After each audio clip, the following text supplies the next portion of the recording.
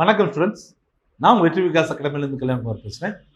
உங்கள் எல்லாரையும் NEET physics live கிளாஸ்க்கு இணைதி வரவுக்கு இன்னைக்கு சிஸ்டம் ஆஃப் பார்ட்டிகிள்ஸ் அப்படிங்கிற சாப்டரில் மிக முக்கியமான ஃபர்ஸ்ட் டாப்பிக்கான centre of mass torque angular மொமெண்டம்ல இருக்கக்கூடிய முக்கியமான கொஸ்டின்ஸ் தான் நம்ம பார்க்க போகிறோம். நேரடியாக வீடியோக்குள்ள போயிடலாம். ஓகே ஸ்டூடெண்ட்ஸ், கொஸ்டின் நம்பர் 1 போகலாம். ரொம்ப இம்பார்ட்டன்ட் மாடல், அதனால தான் இதை ஃபர்ஸ்ட் சேரும். A uniform rod of length 200 cm and mass 500 is balanced on the wedge placed at 40 cm mark. A mass of 2 kg is suspended from the rod at 20 cm and another unknown mass is M is suspended from the rod at 160 cm. Mark as shown in the figure. Find the value of M such that rod is in equilibrium. G வந்து 10 metre per second square அப்படின்னு சொல்லி கொடுத்துருக்காங்க. சரி students, so என்ன கொடுத்துருக்காங்க, ஒரு rod அதோட wait வந்து பார்த்தீங்க அப்படின்னா 500 கிராம், அதாவது 1/2 kg. அதோட லென்த் வந்து பார்த்தீங்கன்னா 200 சென்டிமீட்டர். இது வந்து ஒரு வெட்ஜில் வந்து பிளேஸ் ஆயிருக்கு. வெட்ஜுன்னா ஆப்புன்னு அர்த்தம். ஒரு சைடு வந்து 2 kg மாஸும் இன்னொரு சைடு வந்து அன்னோன் மாஸும் இருக்கு. இந்த அன்னோன் மாஸோட வேல்யூ கேட்டிருக்காங்க. சரி ஸ்டூடெண்ட்ஸ், இந்த டயக்ராம் எப்படி இருக்குன்னு பார்க்கலாம். ரொம்ப சிம்பிளான கொஸ்டின் தான். இது ஒரு 500 கிராம் வெயிட் உள்ள, அதாவது மாஸ் உள்ள ஒரு ராட். Right students, right. இதோடைய டோட்டல் லென்த் வந்து பாத்தீங்க அப்படின்னா 200 சென்டிமீட்டர். ஸோ இது ஒரு ஈக்குலிபிரியம் ஸ்டேட்ல இருக்கு. ஒரு வெட்ஜில் வந்து என்ன பண்ணியிருக்காங்க, இதை பிளேஸ் பண்ணி ஈக்குலிபிரியம்ல பிளேஸ் பண்ணியிருக்காங்க. ஸோ ஈக்குலிபிரியத்தில் இருக்கும்போது நமக்கு தெரியும், இதோட கரெக்டாக பாதி லென்த்தில் தான் இதோட வெயிட் வந்து என்ன ஆகும், ஆக்டிவேட் ஆகுன்றது நமக்கு தெரியும். சரி ஸ்டூடெண்ட்ஸ், நல்லா புரிஞ்சுக்கோங்க. இதோட டோட்டல் லென்த் வந்து 200 சென்டிமீட்டர். ஸோ இதோட 0லேருந்து 100 சென்டிமீட்டரில் தான் அதோட டோட்டல் வெயிட்டும் வந்து பேலன்ஸ் ஆகும். சரியா, ரைட். இதில் 2 மாஸ் வந்து கொடுத்துருக்காங்க. ஒரு மாஸ் வந்து பார்த்தீங்கன்னா 2 kg, இன்னொரு மாஸ் வந்து பார்த்தீங்கன்னா மாஸ் தெரியாது, அன்னோன் வேல்யூ. ஸோ இது எப்படி பிளேஸ் பண்ணியிருக்காங்கன்னா, இந்த 0லேருந்து ஆரம்பிச்சு இது 20 சென்டிமீட்டர் வந்து இங்கே இருக்கு.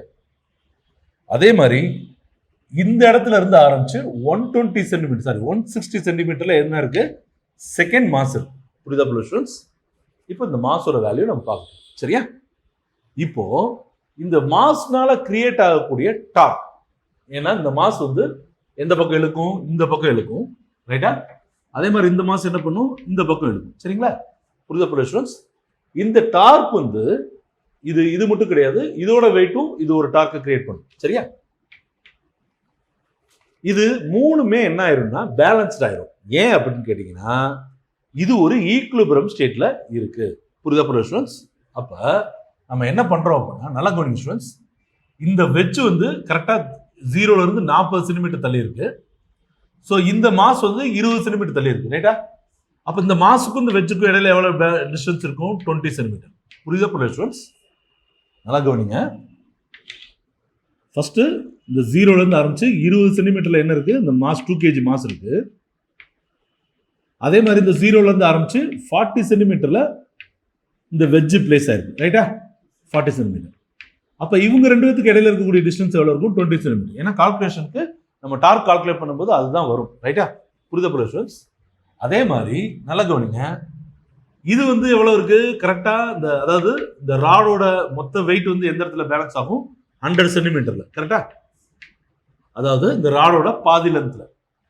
அப்ப ஏற்கனவே 40 சென்டிமீட்டர் தள்ளி இருக்குல்ல, அப்ப இந்த டிஸ்டன்ஸ் எவ்வளவு இருக்கும்னா 160 சென்டிமீட்டர். கரெக்டா? புரியுத பொருளையா? ஏன்னா 0லேருந்து 100 வரைக்கும் இது இருக்கு. சரி, 60, 160 இல்ல 60. 0லேருந்து 40 வந்து வெட்ஜ் இருக்கு.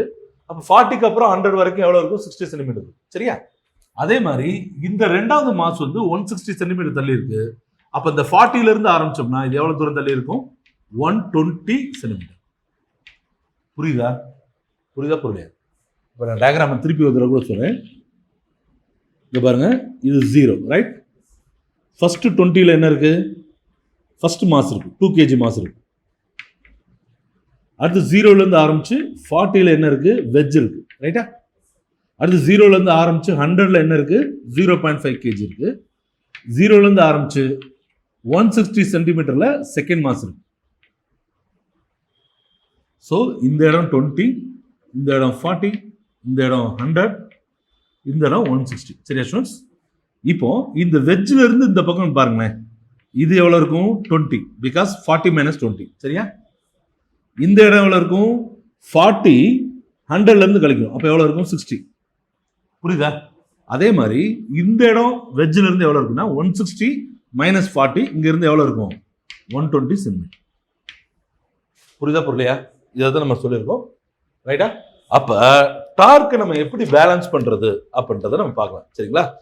So torque is equal to நமக்கு எல்லாருக்குமே தெரியும், ஃபோர்ஸ் இன்டு டிஸ்டன்ஸ். என்னது? Force into distance. Torque is equal to force into distance. ரைட்டா ஸ்டூடெண்ட்ஸ்? ஃபோர்ஸ்ன்றது என்னது? Mass into acceleration. ரைட்டா? So mass into acceleration means இதோடைய மாஸ் இன்டு ஜி. ரைட்டா? புரியுதா புரியல ஸ்டூடெண்ட்ஸ்? அப்ப டிஸ்டன்ஸ் எவ்வளவு? இந்த வெஜ்ல இருந்து எவ்வளவு டிஸ்டன்ஸ் இருக்கோ அதுதான் டி. புரியுதா? அப்ப இந்த அதாவது சென்டர் பாயிண்ட்ல இருந்து இங்க பாருங்க ஸ்டூடெண்ட்ஸ், சென்டர் பாயிண்ட்ல இருந்து வெஜ் இந்த இடத்துல பிளேஸ் ஆயிருக்கு. ஸோ இதுக்கப்புறம் இந்த பக்கம் இடது பக்கம் வந்து பாத்தீங்கன்னா ஒரே ஒரு மாஸ் இருக்கு, வலது பக்கம் 2 மாஸ் இருக்கு. சரியா? அப்ப இந்த மூணுமே பேலன்ஸ் ஆயிருக்குன்னா என்ன அர்த்தம் அப்படின்னா, நல்லா கவனிங்க students, 2 kg mass into acceleration g into distance எவ்வளவு? 20 cm. புரியுதா? is equal to 0.5 into acceleration into distance எவ்வளவு? 60 plus unknown value mass into acceleration into distance எவ்வளவு? வெஜ்ல இருந்து 120. புரியுதா? புரியுதா புரியலையா? so mass into acceleration, that is force, into distance, torque. right? so இதுல எல்லாத்துலயுமே g காமனா இருக்கனால g எடுத்துடலாம். அப்ப நம்ம என்னென்ன வரும்? 2 into 20 0.5 into 60 plus m into 120. ரைட்டா? அப்ப 2 into 20 எவ்வளவு வரும்? 40 is equal to 0.5 into 60 என்ன வரும்? 30 plus 120 m. ரைட்? அப்ப 30 இங்கிட்ட வந்துச்சுன்னா 40 minus 30 is equal to 120 m. அப்ப 40 minus 30 என்ன வரும்? 10. அப்ப 120 into mass is equal to 10. So mass is equal to 10 by 120. 0 0 cancel ஆச்சுன்னா 1 by 2. So என்ன சாய்ஸ்? Option D. புரியுதா போல ஸ்டூடெண்ட்ஸ்? ஸோ ரொம்ப சிம்பிளான சம் தான். நான் உங்களுக்கு புரியணுன்றதுக்காண்டி தான் ரொம்ப எலாபரேட் பண்ணி சொல்லியிருக்கேன் ஸ்டூடெண்ட்ஸ். இதே மாதிரி இன்னும் நிறைய முக்கியமான சம் பார்க்க போகிறோம். நம்ம சேனல் இது வரைக்கும் சப்ஸ்கிரைப் பண்ணால் மறக்காம சப்ஸ்கிரைப் பண்ணிட்டு வீடியோ கண்டினியூ பண்ணுங்க. சரியா? அடுத்த கொஸ்டின் நம்பர் 2 பேர்லாம். 3 identical spheres each of mass m are placed at the corners of right angle triangle with mutually perpendicular sides equal to 2 meter. Taking the point of intersection of the two mutually perpendicular sides as the origin, find the position vector of center of mass அப்படின்னு கேட்டிருக்காங்க. சரியா? So இதோட diagram கொடுத்துருக்காங்க. Diagram நான் வரைகிறேன். என்னன்னா 3 mass, 3 identical mass, அதாவது 3த்துக்குமே மாஸோட value ஒன்று தான். சரியா? இது எங்க பிளேஸ் ஆயிருக்குன்னு பார்த்தீங்கன்னா ஒரு ரைட் ஆங்கிள் ட்ரையாங்கிள் பிளேஸ் ஆயிருக்கு. Right students? ஸோ இந்த ரைட் ஆங்கிள் ட்ரையாங்கிளுடைய பெர்பெண்டிகுலர் சைட்ஸ், ரைட் ஆங்கிளுடைய பெர்பெண்டிகுலர் சைட்ஸ் ஸோ இந்த மாதிரி இருக்கு. இந்த சைட்ஸ் எவ்வளோ கொடுத்துருக்காங்கன்னா 2 மீட்டர் கொடுத்துருக்காங்க. இந்த சைடு வந்து பார்த்தீங்கன்னா 2 மீட்டர் கொடுத்துருக்காங்க. சரியா? இது ஒரு right angle triangle, but 2 sides வந்து ஈக்குவல். சரியா? இதோட ஒவ்வொரு கார்னர்லையும் ஒவ்வொரு மாஸ் இருக்கு. ரைட்டா? இந்த பெர்பெண்டிகுலர் சைட்ஸோட இன்டர்செக்ஷன் பாயிண்ட்ல தான் என்ன இருக்குன்னா இந்த 3வது மாஸ் இருக்கு. ஸோ நம்ம இது எக்ஸ் ஒய் ஆக்சிஸ் எழுதிக்கணும். X axis Y axis. சரியா ஸ்டூடெண்ட்ஸ்? புரியுதா? ஸோ இது வந்து ஆரிஜின் பாயிண்ட்ல இருக்கு. இந்த 2 மாஸும் ஒவ்வொன்னோட பெர்பெண்டிகுலர் சைட்ஸோட கார்னர்ல இருக்கு. கரெக்டா? இதுல டவுட் இருக்கா? இப்போ சென்டர் ஆஃப் மாஸ் உடைய பொசிஷன் வெக்டர் என்னவா இருக்கும் அப்படின்னு கேட்டிருக்காங்க. சரியா? இப்போ இதுல இருக்கக்கூடிய 3 மாஸோட வேல்யூ ஒண்ணுதான். இதை நல்லா இங்க வச்சுக்கோங்க ஸ்டூடெண்ட்ஸ். இதுல இந்த டிஸ்டன்ஸ் வந்து R1 வச்சுக்கலாம். இந்த பாயிண்ட் O இது ஏன்னு வச்சுக்கலாம், இது பின்னு வச்சுக்கலாம். சரியா? அப்போ OA டிஸ்டன்ஸ் வந்து என்னது? R1 vector, that is 2i vector. ஏன்? ஏன்னா இதோட லென்த் வந்து 2, எக்ஸ் ஆக்சிஸ் வழியா தானே போயிட்டு இருக்கு. அப்ப அது i வெக்டர்னு சொல்றோம். சரிங்களா? அதே மாதிரி இந்த லென்த்தோட வேல்யூ வந்து 2, இது எந்த ஆக்சிஸ்ல இருக்கு? ஒய் ஆக்சிஸ்ல இருக்கு. அப்போ OB vector is equal to R2 இது வந்து என்ன எடுத்துக்கலாம் 2j ன்னு எடுத்துக்கலாம். புரியுதா ஸ்டூடண்ட்ஸ்? இப்போ நம்ம சென்டர் ஆஃப் மாஸ் உடைய position vector that is RCM is equal to M1 R1 plus M2 R2 vector by M1 plus M2. சரியா ஸ்டூடண்ட்ஸ்? இப்போ இந்த மூணாவது மாஸோட வேல்யூ நம்ம இதில் சேர்க்கவே இல்லை, ஏன்னா அது ஆரிஜின் பாயிண்ட்ல இருக்கனால ஆர் வெக்டார், அதாவது டிஸ்டன்ஸ் டு த மாஸ் வந்து என்னன்னு கேட்டீங்கன்னா 0 தான். அதனால தான் நம்ம வந்து சேர்க்கவே இல்லை. ரைட்டா? ஸோ இங்க M1 M2 எல்லாமே ஒன்று தான். ஸோ எம்னு எடுத்துக்கலாம். அதே மாதிரி இங்கே என்னது R1 வெக்டார் என்னது 2i vector plus M into R2 ஓட வேல்யூ என்னது, அது 2j வெக்டார். ரைட்டா? By M plus M. Because M1 M2 எல்லாமே ஒன்று தான். ரைட்டா ஸ்டூடெண்ட்ஸ்? எல்லாமே மாஸ் M தான். ரைட்டா? ஸோ இதுல இருந்து M காமனா எடுத்துட்டீங்கன்னா நமக்கு என்ன கிடைக்கும், 2i plus 2j by M plus M 2m vector. ரைட்டா? ஸோ M கேன்சல் ஆயிடும். இந்த 2 வந்து காமன் இருக்கனால அதே எடுத்துக்கலாம். So I plus j vector. சரிங்களா? ஸோ ஆப்ஷன் பி தான் இதோடைய சரியான ஆன்சர். எழுதிக்கோங்க. அடுத்த question number 3. Find the torque about the origin when a force of 3j Newton acts on a particle whose position vector is 2k meter. Right, students? So force-um vectorல கொடுத்திருக்காங்க 3j. அதோடைய position vector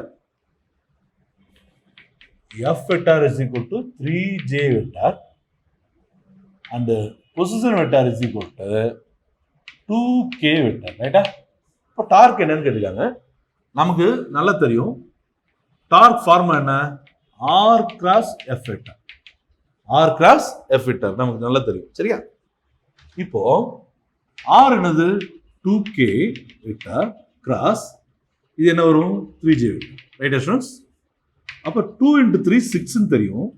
k × j எவ்வளவு வரும், k cross j எவ்வளவு வரும் அப்படின்னா, so இது நம்ம இது படிக்கும்போது படிச்சிருக்கோம், வெக்டார் படிக்கும்போது. சரியா students? So I cross j k vector வரும், j cross k I vector வரும், k cross I j vector வரும். சரிங்களா ஸ்டூடண்ட்ஸ்? அதாவது கிளாக் வைஸாக போகும்போது இப்படி வரும். இதே ஆன்டி கிளாக் வைஸில் தட் இஸ் இப்படி பெருக்கணும்னா, இப்போ என்ன நமக்கு பெருக்க சொல்லியிருக்காங்க, k கிராஸ் j இருக்காங்க. அப்போ k cross j is equal to minus I vector வரும். ஸோ கிளாக் வைஸா IJ அப்படின்னா k வரும், j கிராஸ் kனா I வெக்டார் வரும், k கிராஸ் Iனா j வெக்டார் வரும். அதே ஆன்டி கிளாக் வைஸ்ல நீங்க சுத்தினீங்கன்னா I cross k minus j வரும், k cross j minus I vector வரும். அப்படி வரும். புரியுதா students? j cross I minus k vector. சரியா? இங்க k கிராஸ் j இருக்கிறதுனால என்ன வந்துரும், minus I vector. Right students? That is 6 minus 6i newton metre. Right students? So இங்க ஆன்சர் என்ன வந்திருக்கு, பி. ஆப்ஷன் பி தான் கரெக்டான ஆன்சர். எழுதிக்கோங்க. அடுத்த question number 4. 2 particles of mass 5 kg and 10 kg respectively are attached to the two ends of a rigid rod of length 1 meter with negligible mass. The center of mass of the system from the 5 kg particle is nearly at a distance of அப்படின்னு கேட்குறாங்க. சரியா students? So sum பேர்லாமா? Right. So question number 4. ரைட்டா? So இதோடைய centre of mass வந்து நம்ம ஆரிஜினில் activate ஆகிறதா வச்சுக்கலாம். So இது M1, இது M2. Right students?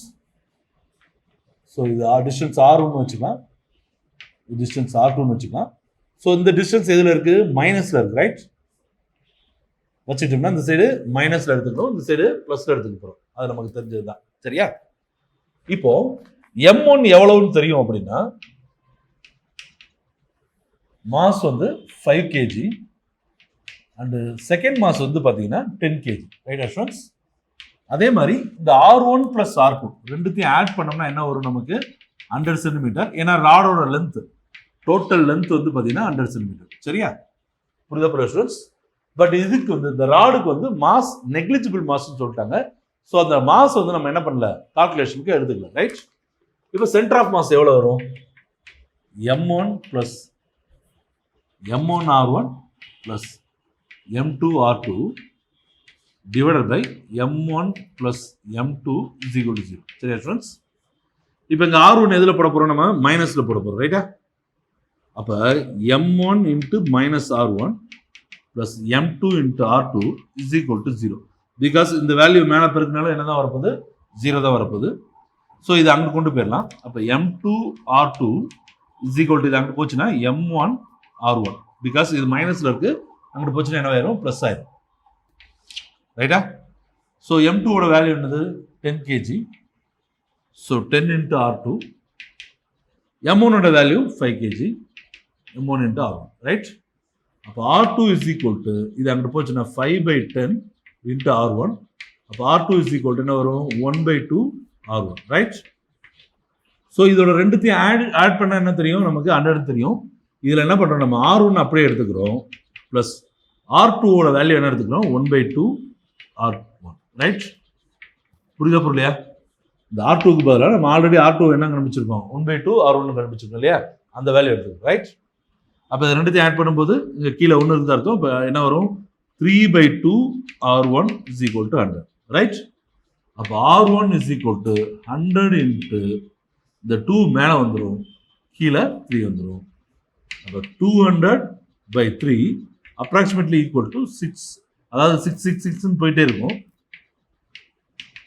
நம்ம என்ன எடுத்துக்கலாம் 67 வச்சுக்கலாமா?